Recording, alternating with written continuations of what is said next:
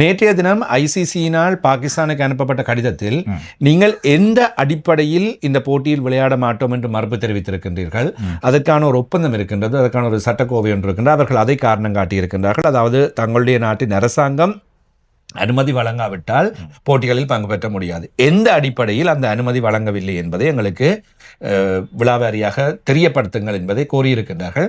இதேவேளை சந்திர இப்பொழுது அதுதான் அவங்க பாகிஸ்தான் சொல்லித்தாங்களே, பங்களாதேஷுக்கு ஆதரவாக தான் நாங்கள் அதை பண்ணிருக்கோம். அதையும் அரசாங்கம் அதில் உள்காரணங்களை அவர்கள் விளக்கமாக கேட்கின்றார்கள். என்ன விளக்கம் கேட்க வேண்டியிருக்கு? அதைத்தான் கேட்கிறாங்க. ஐசிசி கேட்குது, ஐசிசி பாகிஸ்தானுக்கு கடிதம் ஒன்றை அனுப்பி கேட்குது.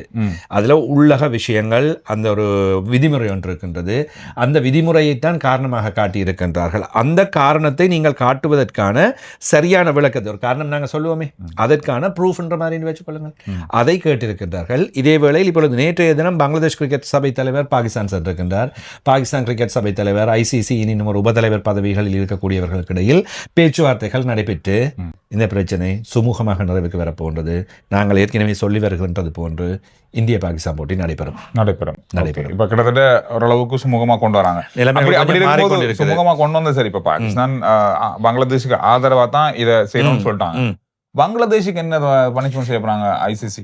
இல்ல இதுல பனிஷ்மெண்ட் செய்யப்படுமா, செய்யப்படாமல் போகுமா, அல்ல அந்த விஷயங்கள் தொடர்பாக சில வேளைகளில் பேச்சு. இப்ப சில வேளைகளில் இப்படி வரலாம் தானே, ரைட், நீங்கள் கேட்டுக்கொள்கிறீர்கள், அதுக்காக நாங்கள் போட்டியில் விளையாடுகின்றோம், பங்களாதேஷுக்கு எதிராக நீங்கள் கொண்டு வர போகின்ற இந்த ஆக்ஷன்ஸ் எல்லாத்தையும் நிறுத்துங்கள், நாங்கள் போட்டியில் பங்கு பெற்றுகின்றோம்.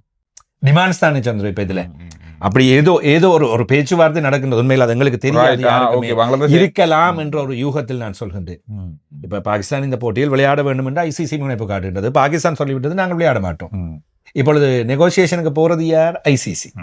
ஐசிசி இல்லை, நீங்கள் இதை விளையாடுங்கள், இதனால் சிக்கல் இருக்கின்றது, இப்படி பிரச்சனைகள் வருகின்றது என்று சொல்கின்ற வேளையில் சரி, ஓகே, நாங்கள் விளையாடுகின்றோம், நாங்கள் விளையாடுவதாக இருந்தால் நீங்கள் பங்களாதேஷுக்கு மன்னிப்பு வழங்க வேண்டும்.